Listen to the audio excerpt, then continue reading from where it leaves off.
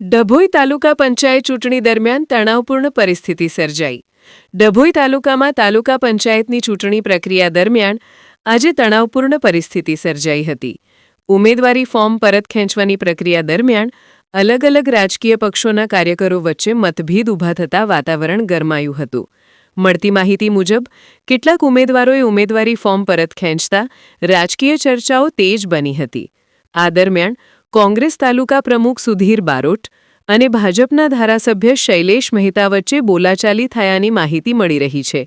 આ ઘટના દરમિયાન સ્થળ પર હાજર કાર્યકરો વચ્ચે થોડી અશાંતિ અને ધક્કામુક્કી જેવી પરિસ્થિતિ સર્જાઈ હોવાનું જાણવા મળ્યું છે.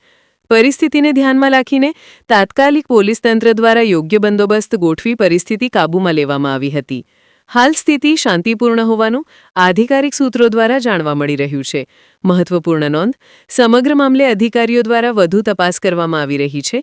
ચૂંટણી પ્રક્રિયા શાંતિપૂર્ણ રીતે પૂર્ણ થાય તે માટે તંત્ર સતર્ક છે. રિપોર્ટર સરફરાઝ દિવાન, પાદરા, વડોદરા.